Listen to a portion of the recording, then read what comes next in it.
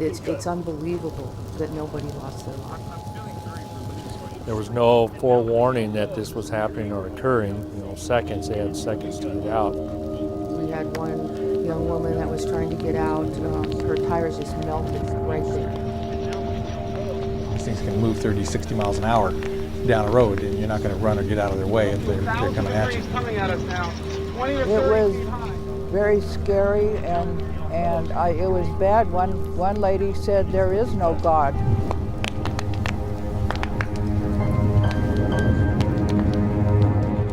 The wind was so bad they couldn't control the fires, and that's why it jumped from home to home. I was living close to the canyon, and it came up the canyon, and I had no chance.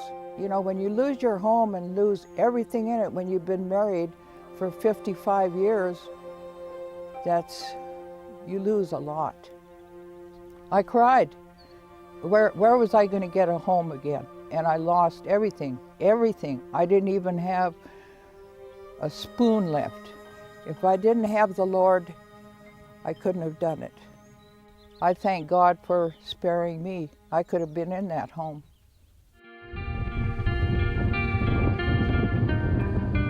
It just looked like the moon. It was just nothing but gray, everything burnt.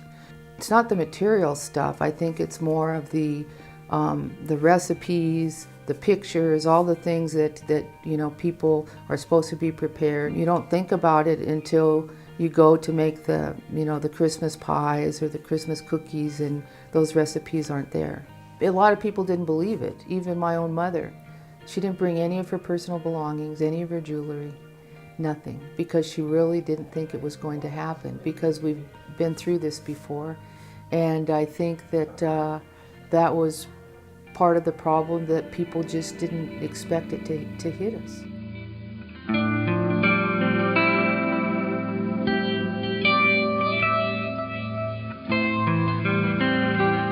We came to a conclusion that there was a need to have something in place for our tribal communities. There wasn't a lot there for our tribal governments and our tribes to really hold on to. So we brought some of the tribes together to talk about the concept of putting on or developing a long-term recovery group. Something's going to happen, whether it be fire, whether it be earthquake or floods or something. And that was the idea that we had to put this organization together to be a resource, not necessarily in the first responder, but for the long-term recovery. A disaster is not a quick, simple fix. It is a long-term, ongoing endeavor. And our communities have been hit by fires more than once. In 07, it was not the first time we'd ever been affected. So the tribes came together with an understanding that unified, we will be successful, and if we try to take things on our own, we won't. Oftentimes in disaster situations, you have so many people coming together that want to help, but the problem that happens is that all those people don't understand that they're duplicating each other's efforts. What we're trying to do with the Intertribal Long-Term Recovery Foundation is provide a hub so that all the resources that outside entities and helpers want to provide to tribes during their time of need, that we have a way to constructively facilitate how to make sure those resources get to where they need to be. What we've learned going through disaster after disaster after disaster is that when the cameras go away and the press goes away and even some of the money goes away, we're still here and we still have to deal with the problems. The biggest problem I have in a disaster is I get false information. So having to liaison, having people right out there in the situation that can add to correcting the wrong information and give you more accurate information makes for better decision making. It isn't that I have all the resources they need or we have great information and can answer all the questions.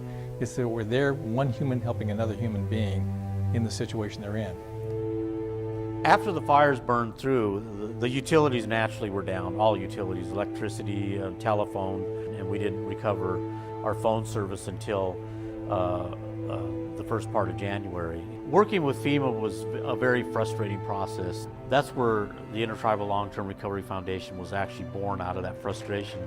We decided, well, maybe we should form our own FEMA-type organization. It costs money for hotels, it costs money for transportation, it costs money for food. All of these things are just the basic essentials of everyday living. And when you lose that, you have to have some type of a means to replace it. Most families are not geared to have a large amount of money in the bank to provide for them, for themselves, a place to live for several months or a year, while the insurance companies and whatever organization is trying to figure out how to help them rebuild their homes. So the fundraisers are necessary. They're necessary to have the ability to be able to raise funds to provide the needs. It's a terrible situation to be in, and you get caught off guard, and when the Santa Ana winds and Mother Nature speaks, there's no controlling her. If she wants to blow, she's going to blow. And really, and you think about it, when disaster happens, it knows no boundaries. Whether it's outside the reservation, inside the reservation, it has no boundaries. We've got to be able to survive, and this is a matter of surviving. When you don't have water for 10 days, when you don't have electricity for 3 weeks, I mean, that's surviving out there. I mean, without food and what you have in your stores, because everything is closed.